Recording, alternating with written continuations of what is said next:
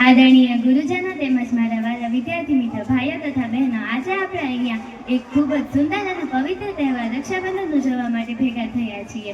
ત્યારે મારી તરફથી આપ સૌને રક્ષાબંધનની ખૂબ ખૂબ શુભેચ્છાઓ। રક્ષાબંધનનો આ તહેવાર હિન્દુ પંચાંગ મુજબ શ્રાવણ માસની પૂનમના દિવસે ઉજવવામાં આવે છે। આ તહેવારને આપણે બળેવ કે નાળિયેરી પૂર્ણિમા તરીકે પણ ઓળખીએ છીએ। આ તહેવાર ભાઈ અને બહેનના પવિત્ર પ્રેમનું પ્રતીક ગણવામાં આવે છે। આ તહેવારના દિવસે તેની બહેન તેના ભાઈને લાંબા આયુષ્ય માટેની ઈશ્વર પાસેથી મનોકામના કરે છે અને બહેન તેના ભાઈના કાંડા ઉપર રાખડી બાંધે છે, તેને તિલક કરે છે, તેની આરતી ઉતારે છે, મોં મીઠું કરે છે અને ભાઈ પણ તેના બદલામાં તેને હંમેશા જ આખું જીવન રક્ષણ આપવાનું વચન આપે છે અને એક ભેટ પણ આપે છે। આ તહેવારમાં કોઈ પણ સ્વાર્થ હોતો નથી। આ તહેવાર નિસ્વાર્થ ભાવથી ઉજવવામાં આવે છે। જો આપણે આ તહેવારનો ધાર્મિક અને સામાજિક મહત્વ જોઈએ તો આ ફક્ત ભાઈ અને બહેન પૂરતું જ સીમિત નથી।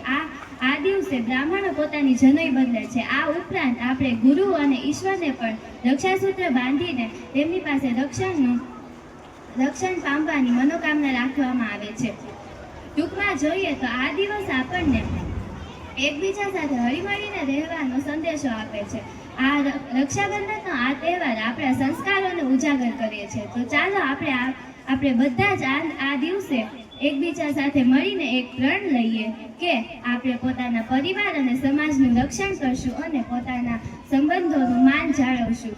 અને આ રક્ષાની દોરી એ ફક્ત દોરી નથી, આ તો ભાઈને બહેને અને બહેને ભાઈને હૃદયથી અપાતો લાગણીનો દસ્તાવેજ છે। સૌને મારી તરફથી રક્ષાબંધનની ખૂબ ખૂબ શુભેચ્છાઓ। જય શ્રી કૃષ્ણ, જય હિન્દ, જય ભારત।